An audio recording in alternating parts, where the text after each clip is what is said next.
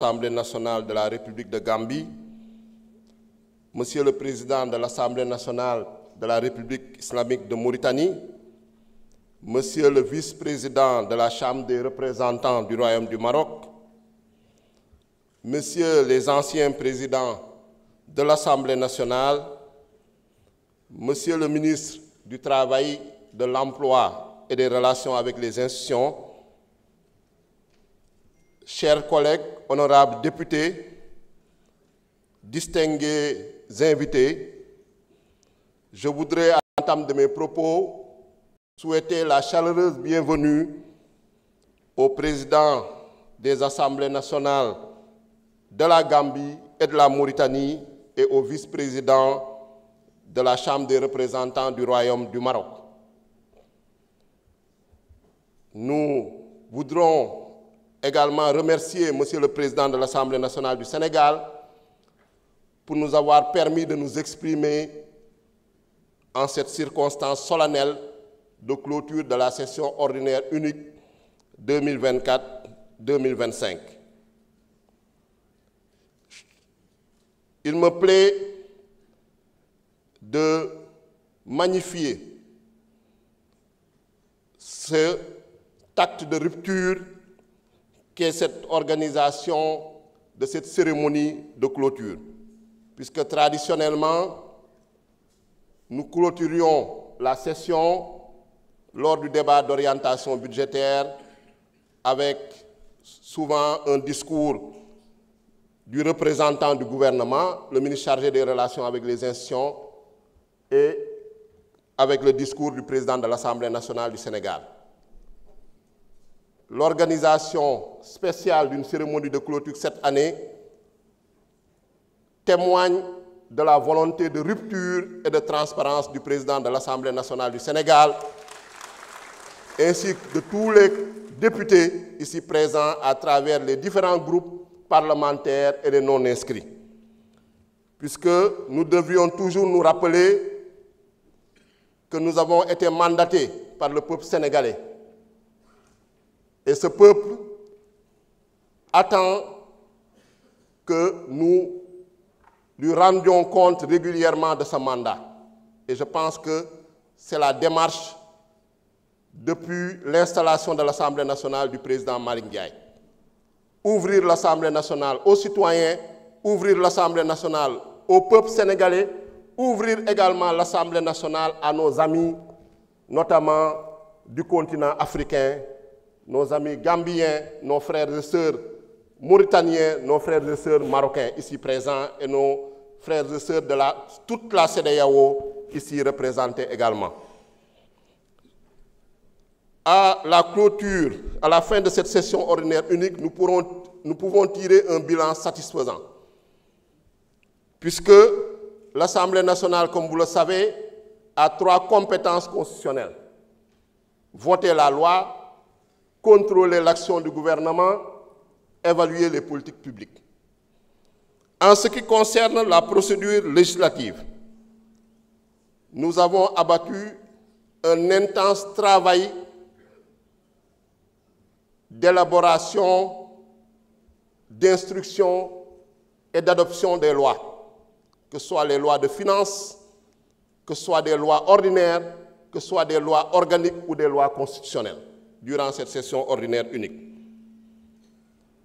Nous avons, en dehors des projets de loi, issus de l'initiative gouvernementale, adopté 2 propositions de loi, et notamment la réforme du règlement intérieur qui a été faite de manière concertée, collégiale et inclusive, et dont la proposition de loi a été portée de manière symbolique par les présidents de groupes parlementaires et par les représentants des non-inscrits. Dans le cadre du contrôle de l'action gouvernementale, il faut saluer le dynamisme des 14 commissions permanentes et magnifier leur action pour assurer l'information de l'Assemblée nationale. Et on peut prendre pour exemple les commissions comme la commission des délégations, qui en général ne fonctionnait pas. Mais cette année, lors de cette session ordinaire unique, on a vu la commission des délégations tenir des travaux d'évaluation et de contrôle de l'exécution des lois votées.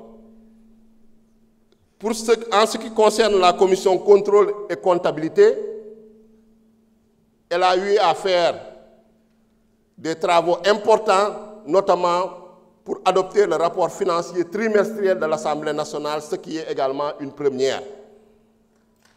Donc, je voudrais, à travers ces commissions, féliciter tous les présidents de commissions permanentes ainsi que tous les membres des commissions permanentes pour cet important travail accompli.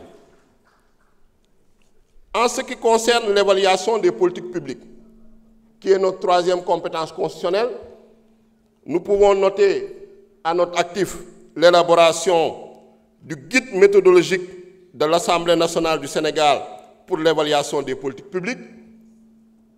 Et dans le cadre de la réforme du règlement intérieur, la création d'un comité d'évaluation des politiques publiques. Ce bilan, comme je l'ai dit, est satisfaisant. Mais nous ne devons pas dormir sur nos lauriers. Nous devons poursuivre dans l'amélioration continue sous l'impulsion du président de l'Assemblée nationale, M. Malick Ndiaye, pour redoubler d'efforts lors de la prochaine session ordinaire unique. En ce qui concerne le vote des lois, il s'agira de renforcer notamment l'initiative législative en proposant des lois issues des différents groupes parlementaires ou des non-inscrits, donc des propositions de loi, en proposant également des résolutions, donc qui est de la compétence de l'Assemblée nationale. Dans le cadre du contrôle de l'action gouvernementale, il s'agira de renforcer la coordination et la synergie entre les différentes commissions permanentes, en mettant notamment en place des intercommissions, en initiant les auditions des ministères, notamment avant le débat d'orientation budgétaire, comme nous le permet le règlement intérieur, en assurant une meilleure coordination dans le cadre de la conférence des présidents. Des innovations ont été faites dans le règlement intérieur pour ce faire. Concernant l'évaluation des politiques publiques, il s'agira bien sûr d'installer le comité permanent d'évaluation des politiques publiques, de le faire fonctionner en s'appuyant bien sûr sur le guide méthodologique de l'Assemblée nationale du Sénégal sur l'évaluation des politiques publiques. Donc, l'optimisme et de rigueur, nous pensons que nous pourrons faire beaucoup plus et mieux lors de la prochaine session ordinaire unique avec tous ces outils et toutes ces réformes qui ont été engagées et finalisées dans le cadre de cette première session ordinaire unique.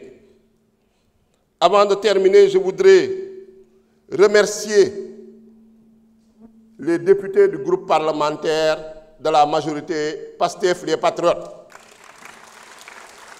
Remercier d'abord Monsieur le Président du parti Ousmane Sonko, qui a été notre tête de liste et qui a conduit cette liste à la victoire en nous permettant d'obtenir 130 députés sur 165. Remercier et féliciter tous les membres du groupe parlementaire pour leur engagement, leur détermination à mettre en œuvre la vision Sénégal 2050, l'agenda national de transformation engagé par le président de la République, son Excellence M. Bassirou Diomaye Diakhar Faye. Remercier également pour leur sérénité lors des débats, parce que nous l'avons constaté, durant ces 7 mois, il n'y a pas eu d'incident ni en commission ni en séance plénière. Pour également la qualité des débats. Donc nous vous exhortons à continuer dans cette voie, puisque c'est cela dont il s'agit, représenter dignement et qualitativement les Sénégalais. Je voudrais également remercier nos collègues du groupe parlementaire Takku Wallu, notamment la présidente Aïssata Tall Sall, les représentants des non-inscrits pour la collaboration que nous avons eue, qui a été une collaboration, certes dans la divergence, dans les contradictions politiques, mais c'était une collaboration quand même de qualité, une collaboration dans la responsabilité, une collaboration également dans l'exemplarité. Et ensemble, malgré nos divergences, malgré nos contradictions, nous avons pu travailler dans les différents groupes, comités ad hoc que le président de l'Assemblée nationale a eu à mettre en place pour produire le règlement intérieur, finaliser, en tout cas innover le règlement intérieur, et également élaborer une méthodologie d'évaluation des politiques publiques. Je pense que c'est ça l'Assemblée nationale. Et nous pouvons être fiers de cette Assemblée nationale. Nous pouvons être fiers du président Malick Ndiaye. Nous pouvons être fiers de tous les députés ici présents. Nous pouvons être fiers également de notre gouvernement ici représenté par le ministre chargé des relations avec les institutions, M. Abbas Fall. Pour terminer, je voudrais remercier également l'administration parlementaire, ainsi que tout le personnel administratif, technique et de service qui ont eu à nous accompagner, notamment les assistants parlementaires, le cabinet du président Malick Ndiaye, le secrétaire général adjoint, ainsi que toutes les directions ici représentées. Donc nous remercier, en tout cas nous nous engageons, Monsieur le Président de l'Assemblée nationale du Sénégal, à faire plus, à faire mieux pour le Sénégal, pour le peuple sénégalais qui nous a donné l'honneur de les représenter ici. Merci beaucoup.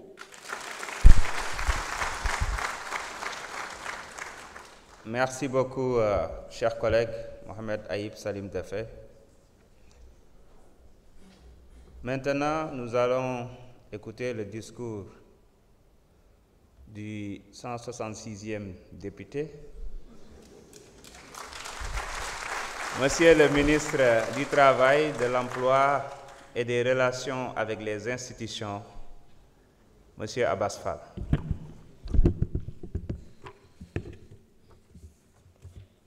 Merci beaucoup, Monsieur le Président de l'Assemblée nationale, honorables députés, Mesdames et Messieurs les membres de l'administration publique et de l'Assemblée nationale,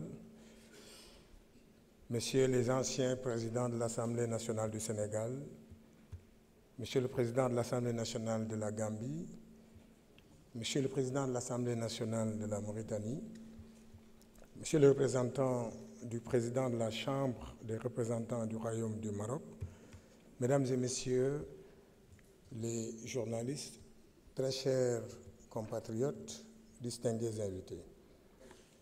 Je voudrais saisir, si vous le permettez, l'opportunité que m'offre cette prise de parole devant cette auguste assemblée pour saluer chacune et chacun de vous très chaleureusement et vous féliciter pour le bon déroulement des travaux de cette session qui prend fin aujourd'hui. Pour la première fois dans l'histoire du Parlement sénégalais, les députés marquent la clôture de la session unique par une cérémonie officielle